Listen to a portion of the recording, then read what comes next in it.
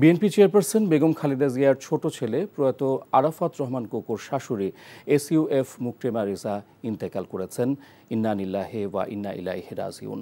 আজ ভোর ৩টা ৪৫ রাজধানীর এভারকেয়ার হাসপাতালে চিকিৎসাধীন অবস্থায় তিনি শেষ নিঃশ্বাস ত্যাগ করেন। বিএনপির মিডিয়া সেল এ তথ্য নিশ্চিত করেছে। মৃত্যুকালে তার বয়স হয়েছিল ৭১ বছর।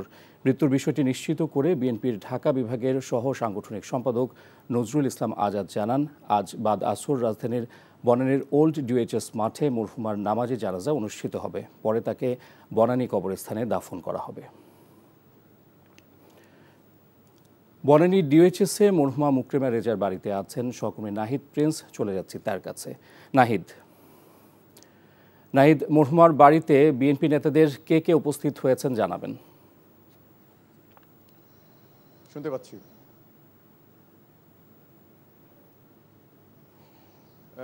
এখানে কিছুক্ষণ আগে তাবিত আওয়াল এসেছিলেন বিএনপি নেতা, সেখানে উপস্থিত আছেন এনটিভির চেয়ারম্যান মোসাদ্দেক আলী। তিনি এখনও সেখানে আছেন, সকাল থেকেই এখানে উপস্থিত আছেন এই বাসায়। এছাড়া নজরুল ইসলাম আজাদ তিনিও এসেছিলেন এই বাসায়। সকালে কিন্তু তাকে গোসল শেষে এখানে যে বনানী ডিওএইচএসের বাসায় তাকে আনা হয়, সেই মুকরিমা রেজাকে। তারপরে সেই বাদ আসর তাকে তার জানাজা শেষে তারপরে বনানী কবরস্থানে দাফন করা হবে বলে জানা গেছে। তো এখন সেই ৩টা ৪৫ মারা যাওয়ার পরপরই কিন্তু আজাদ মসজিদে তার গোসল সম্পন্ন করা হয়। তারপরে বাসায় এনে রাখা হয় বনানী ডিওএইচএসের যে বাসা রয়েছে সেখানে। বিএনপি নেতাকর্মীদের মধ্যে কয়েকজন উপস্থিত ছিলেন সেখানে। আমাদের যে এনটিভির চেয়ারম্যান মোসাদ্দেক আলী তিনি এখন পর্যন্ত সেখানে আছেন।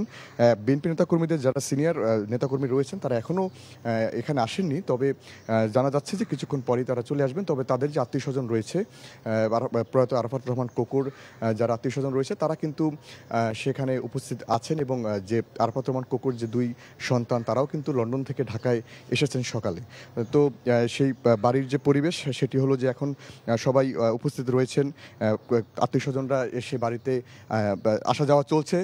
তো এই ছিল আমার কাছে এখান থেকে সর্বশেষ। দর্শক, জানছিলাম মুকরেমা রেজার মৃত্যুর খবর। বান্ডেল থাকলে প্রতি সেনমানিতে টাকা বাঁচবে। বিকাশ সেনমানি বান্ডেল কিনে জিতুন প্রতি লেনদেনে।